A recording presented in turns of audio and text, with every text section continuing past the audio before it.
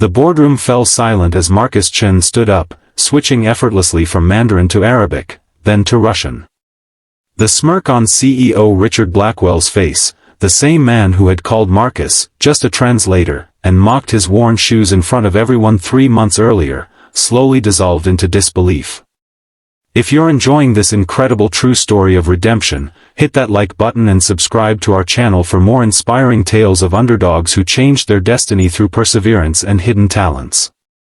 Marcus hadn't always been invisible. 10 years ago, he was a rising star at a prestigious international consulting firm, fluent in 4 languages and working on his 5th.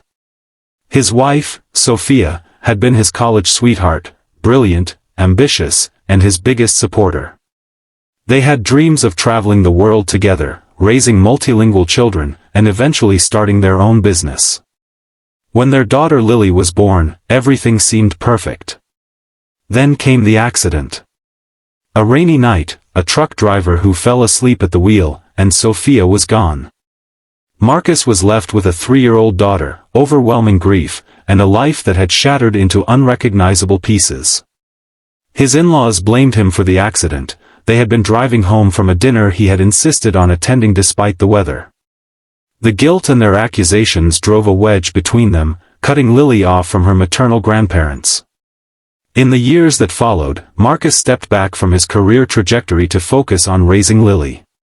He took a position as a translator at Blackwell International, a global corporation with lower pay but regular hours and less travel.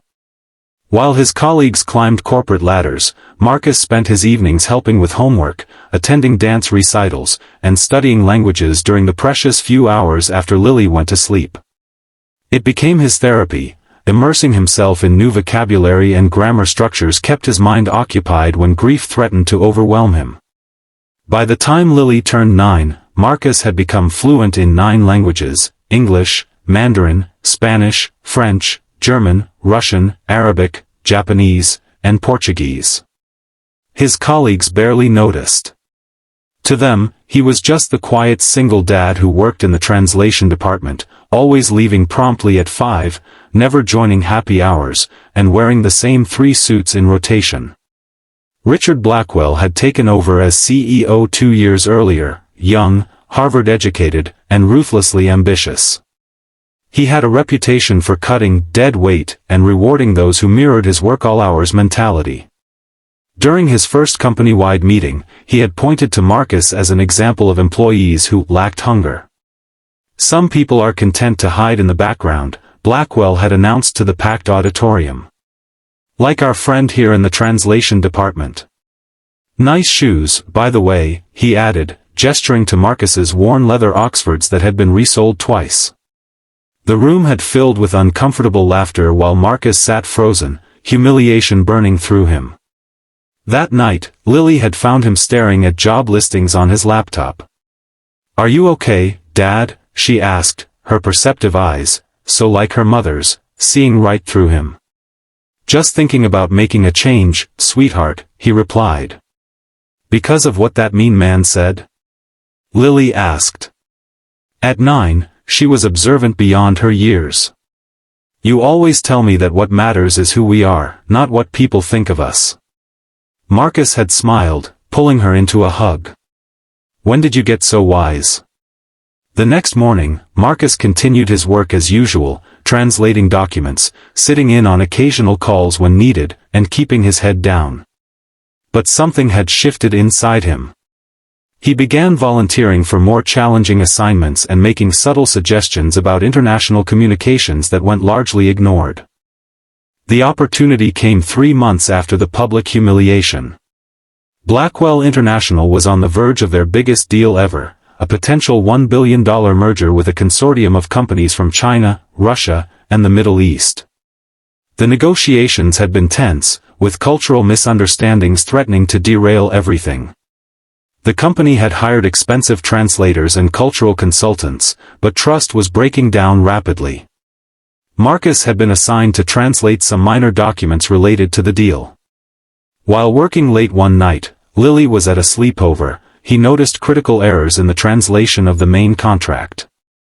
The errors weren't just linguistic, they reflected fundamental cultural misunderstandings that could be interpreted as deeply disrespectful by the international partners. He hesitated, knowing that pointing out these mistakes would mean confronting people far above his pay grade. But he thought of Lily, of the lessons he wanted to teach her about courage and integrity. The next morning, he requested a meeting with his direct supervisor, who reluctantly agreed to bring Marcus's concerns to the deal team. They were dismissed immediately.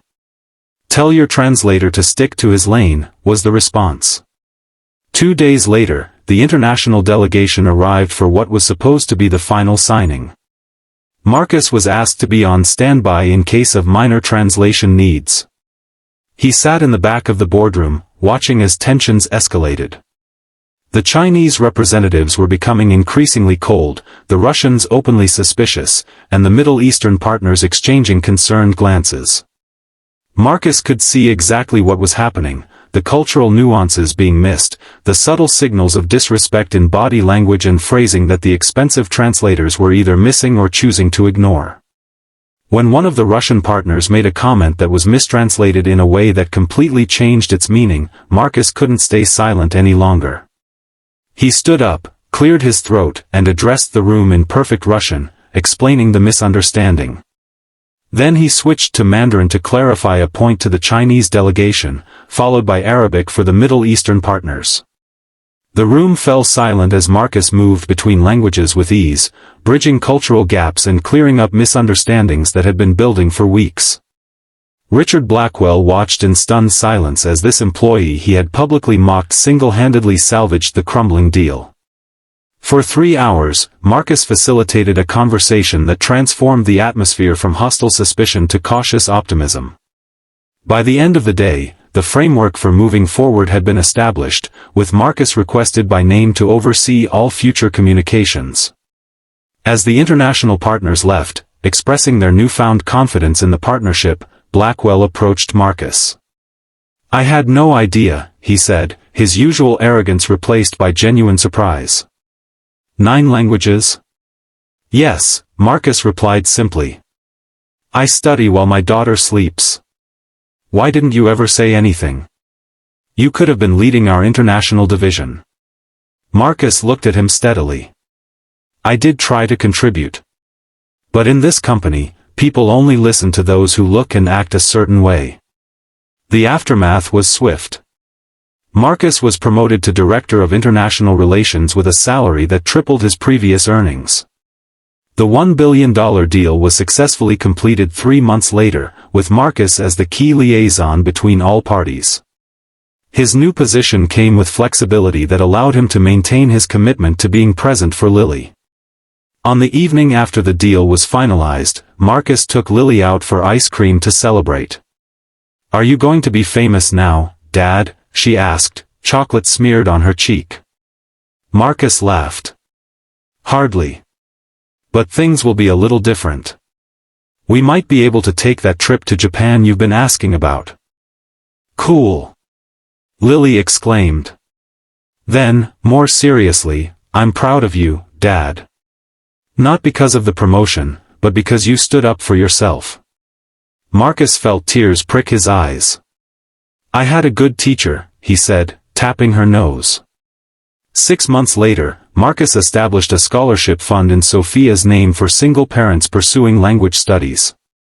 At the launch event, Richard Blackwell made a surprise appearance, announcing that Blackwell International would match all donations to the fund.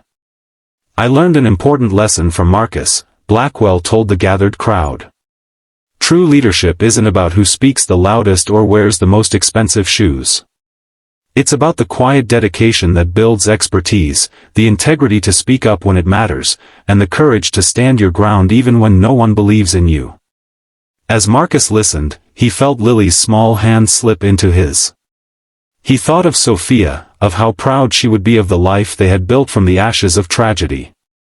He had spent years feeling invisible, but now he understood that all along, he had been building something remarkable, not just his linguistic skills, but a legacy of resilience and authenticity for his daughter.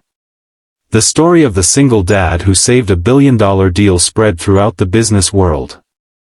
Marcus received offers from companies around the globe, but he chose to stay at Blackwell International, where he implemented a comprehensive overhaul of the corporate culture, emphasizing diversity of thought and flexible working arrangements for parents. 2 years later, when Lily won her school's language competition with a presentation in 3 languages, Marcus sat in the audience, applauding wildly. Richard Blackwell sat beside him. They had developed an unlikely friendship based on mutual respect. "She's remarkable," Blackwell commented as Lily bowed to enthusiastic applause. "She is," Marcus agreed. "She reminds me every day that our greatest strength often comes from what others perceive as our limitations."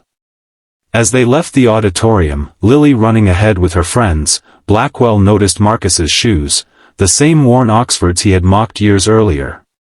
"You could afford new shoes now," he observed with a smile. Marcus shrugged. "These have walked me through the hardest and best days of my life.